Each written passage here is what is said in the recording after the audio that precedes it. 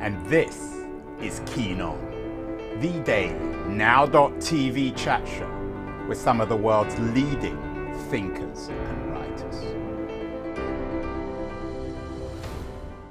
Wow, it's that time again. It's Friday, June the 30th, 2023, the last Friday in June. What a week. Phew, what a week. And it was quite a week in tech, such a week that was the week on Keith's excellent newsletter, our regular show. The fact that Apple got to a $3 trillion valuation doesn't even merit an inclusion, Keith. Exactly. Once you're at 1 trillion, you don't mention it anymore. Right. So, and in fact, coincidentally, of course, the title of the newsletter this week is Phew. That was a week. So why was it a week, Keith? What was the phew in it? What was so amazing? Well, the big things in the week were a sudden acceleration in the economics of AI. There was a huge acquisition. Databricks acquired Mosaic for $1.3 billion. Both are private companies, by the way. But Databricks was last valued around $38 billion. So if you do the math on $1.3 billion as part of 38, that's a decent chunk of the market cap of the company being used to buy Mosaic. And then in a company formed by one of the DeepMind founders, raised $1.3 billion from Reid Hoffman, Bill Gates, and a whole bunch of others. They have a competing product to ChatGPT called Pi.ai, Pi. Yeah, which is a good name, actually. Yeah. So basically, and then Midjourney launched the next version of its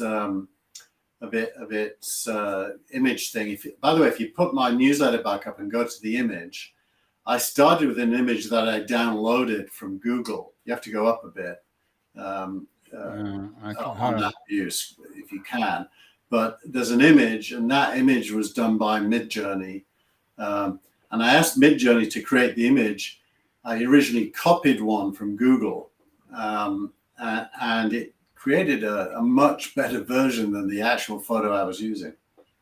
Wow. So it's is this the week that Keith that AI finally arrived? It certainly arrived financially and from a mergers and acquisitions point of view. I think what's becoming clear is I can't think of any area of tech where AI is not going to play a role. And so the big players can afford the huge amounts to train models. And we're talking billions of dollars to train models. Everyone else has to, if you like, unbundle specific use cases and build around them at much lower cost. And so I think we're entering the period where almost everything that AI can do, it is going to do. Here's the image. Phew, that was a week for people who are watching. Is that an AI Yeah, it is AI generated. It's totally AI generated. But the original photo was very similar to it. And I didn't give the AI the original photo. I just described it. It's amazing how close it was to the original. So tell me a little bit more about this Pi.ai startup. I mean, Google's also developing a ChatGPT killer, they claim. Yeah, well, that's funny because there was two founders of DeepMind. One of them still is at Google and announced this week that Google's first version of chat, and by that he's ignoring the current version, which is called Bard. The first version that he's going to be running, he claims is going to be better than ChatGPT. And the other DeepMind founder... Well, he can't say it's going to be worse. Yeah. The other DeepMind founder has created Pi. I used Pi yesterday. It's interesting. When you go to Pi.ai, unlike ChatGPT, it greets you. And it wants to discuss with you how your day's going and what's going on with you, which between you and me, I found to be totally infuriating. I don't want to spend even a second telling the AI how my day is. So I told it, you're being too chatty, please shut up, because I want to be productive here. And it apologized and shut up.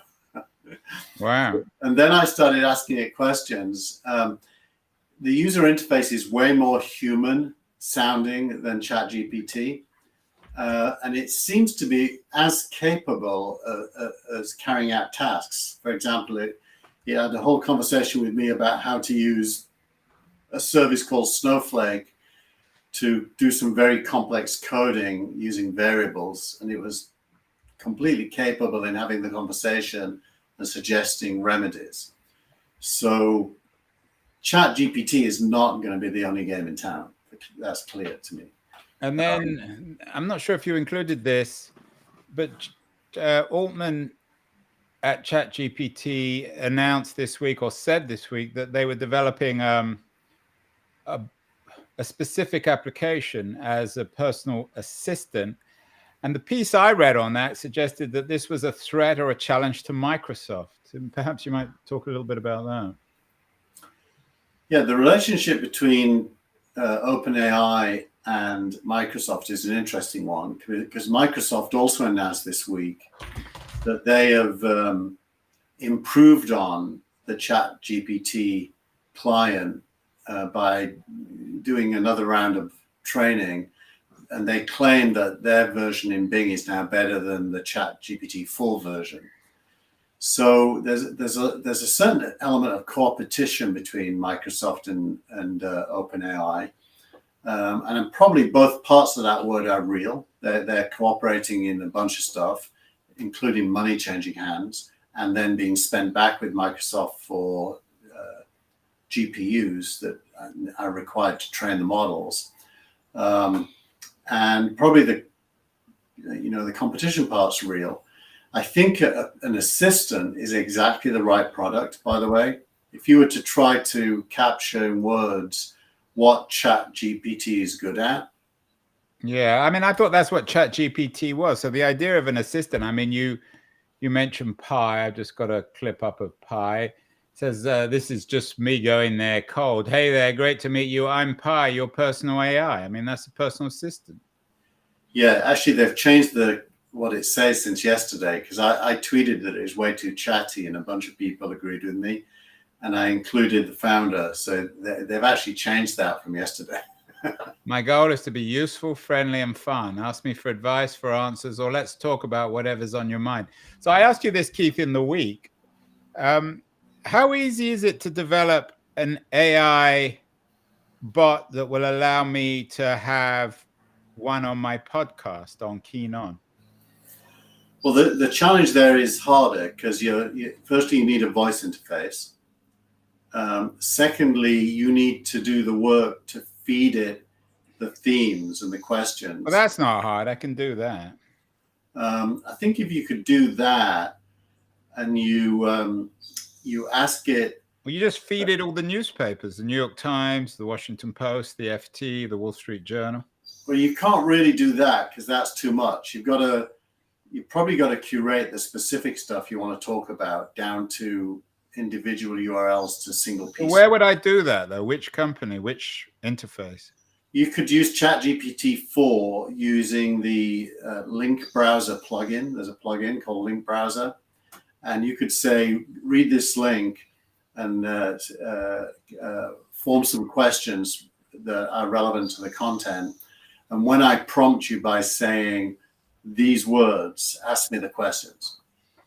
Well, that's complicated. Yeah, there's no way of doing it.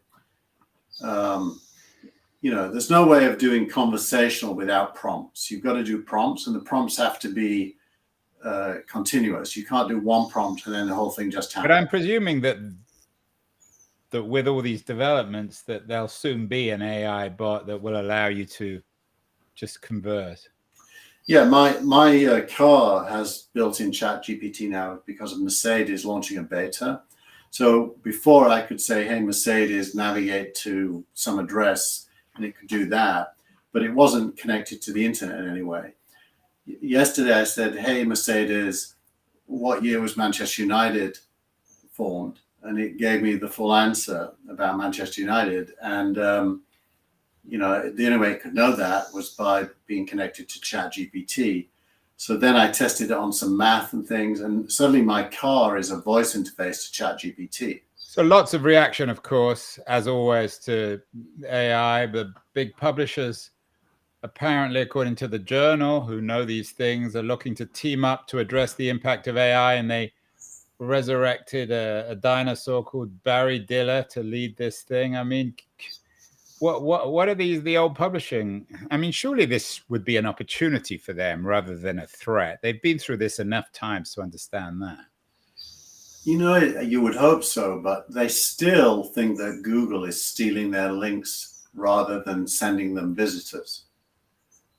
So they are proprietorial in their view of their content and are not particularly savvy at marketing.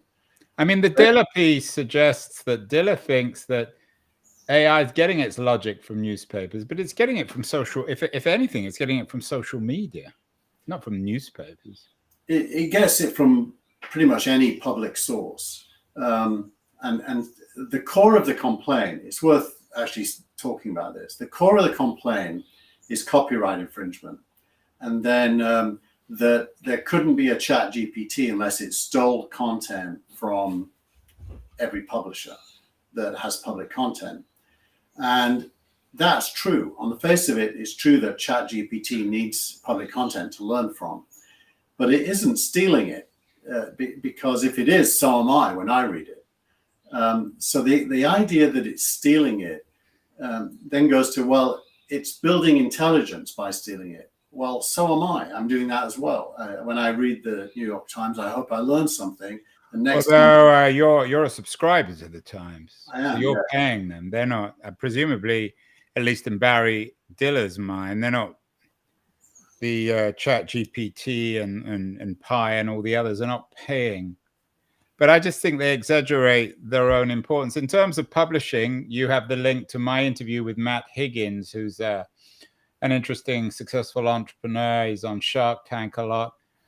He thinks that AI isn't going to change writing. He thinks that AI can only do about 80% of writing, which isn't sufficient for a writer. Do you agree with that? Well, it clearly can do writing, but can it write interesting, complete works? I think he's right. And you wouldn't want it to, really, I think, for the most part. I do think it could probably do news stories. There are some segments where it's just reporting facts and quotes. Well, listicles it could probably already do. And so much journalism is extremely mechanical and boring. So I don't know why it would be a struggle. Matt thinks that he's critical of the publishing business. I think he thinks that the publishers won't get it. The big publishers won't get it. Who will get it, Keith? You have an interesting piece on AI being the AI oasis can save us, from John Luttig, a Substack piece. For who is this going to be the real savior, AI? Which industries in particular? I think every industry that involves the requirement of learned knowledge applied to new contexts, and that's a lot. Clearly, AI already works in mechanical operations, like the Tesla factories. You don't see very many people. It's robots with software. I think as soon as robots become, bipedal, as Koestler said this morning in Twitter, you're going to get walking and probably talking AI that can carry out both repetitive tasks and learn new tasks. I don't know that there's anything it won't be able to do. What about studying? You linked to a New York Times piece suggesting that you shouldn't use AI to cheat at school. It's better for studying. I mean, it should really blow up the old industrial education complex, shouldn't it? It should, and that's a good example of the assistant, the AI's assistant, as opposed to replacement.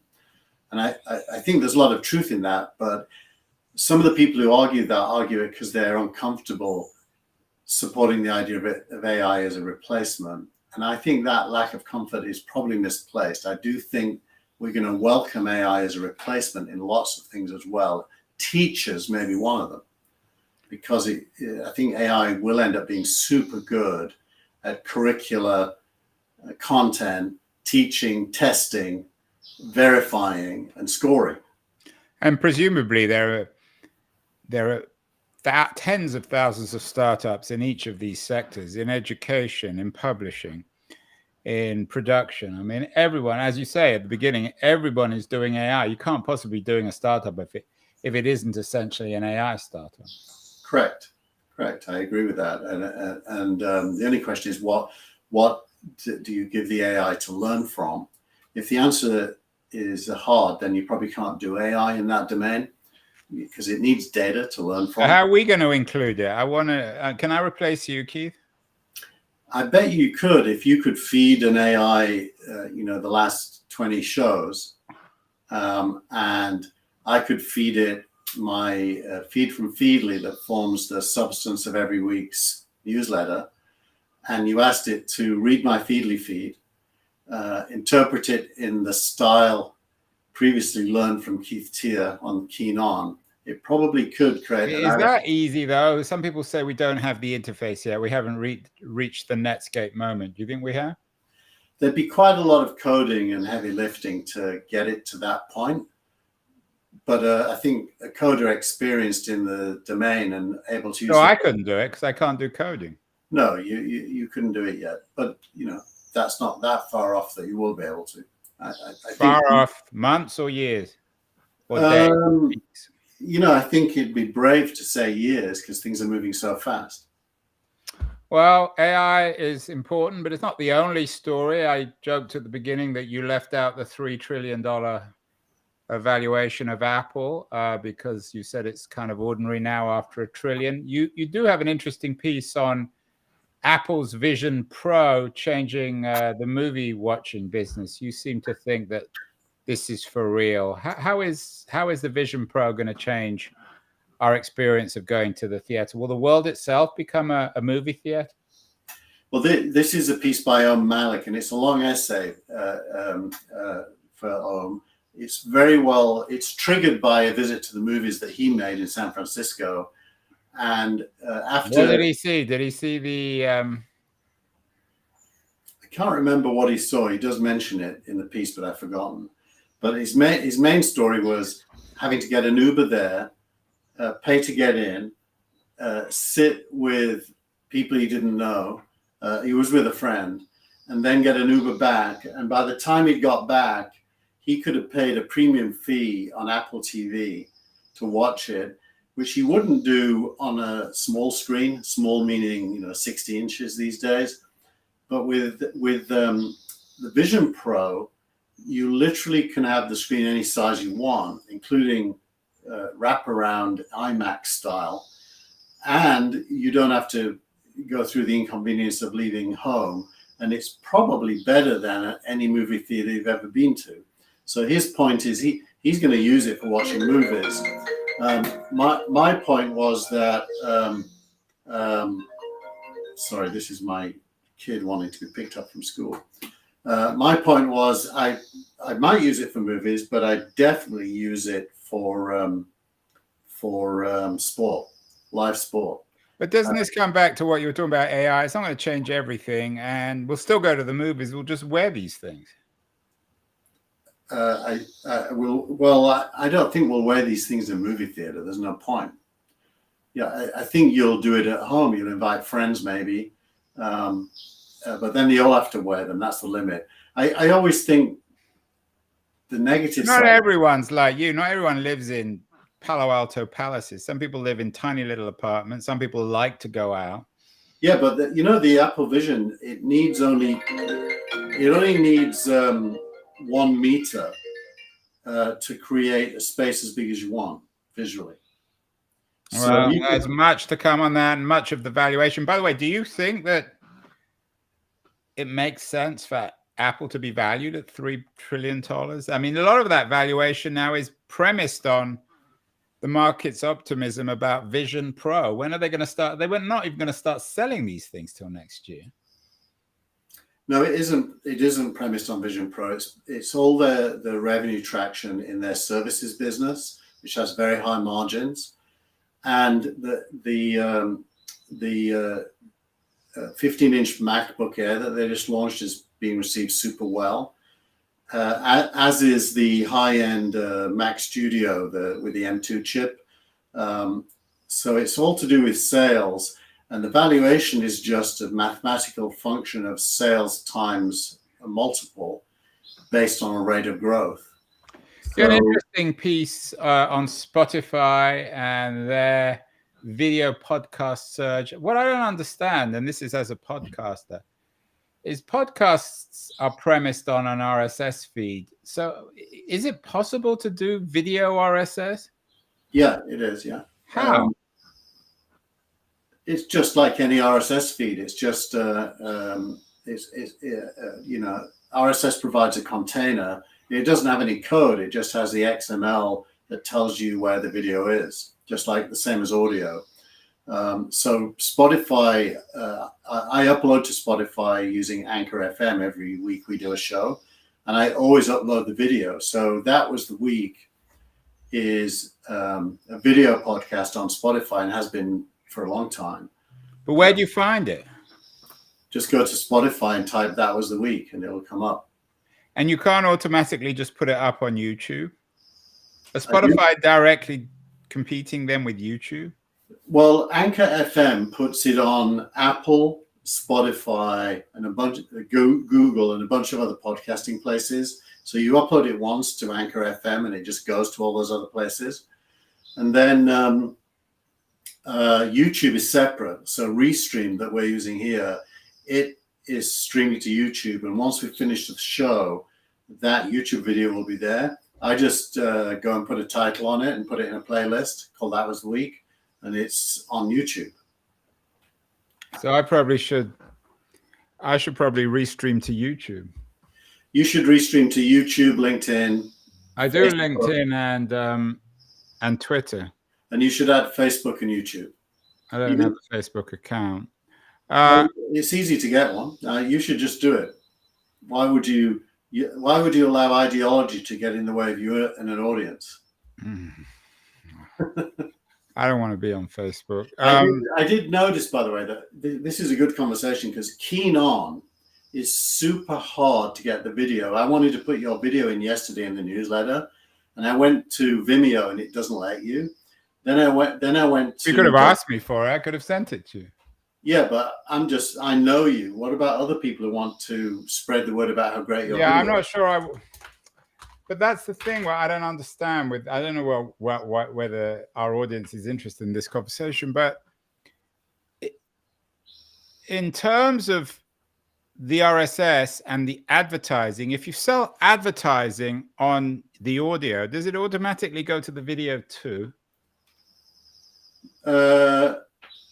In other words, can you build a business around simultaneously broadcasting both video and audio and sell the advertising on both simultaneously, or do you have to do it in parallel? The answer is complicated because every destination site has a different advertising platform. So, well, this show is distributed on Megaphone, which is Spotify owned, but it's an audio rather than a video platform. You could probably make it video. I'm going to guess that they support video because podcasts have supported video for 5 years or more. Okay. Well, we'll have to figure that one out. We got Apple, we got Spotify. Wouldn't be a week, Keith, without your expertise as the CEO of an AI investment firm. What's happening on the VC front? Interesting piece from The Information on this is by Kate Karp, 3 reasons to look past the 40% drop in VC funding, which pretty much reiterated what you've been saying over the last few weeks, that things aren't quite as bad on the VC front as it appears. Well, one has to be nuanced here. Things are pretty bad because funding rounds are slowing down and getting smaller, but relatively speaking, that's a good thing. So it's lower and it's less and slower than before, but it was too fast and too big before. So it's a correction. It's a good thing. One of the points she makes is that AI is not making up for that there isn't lots of flows into AI in the way you might think.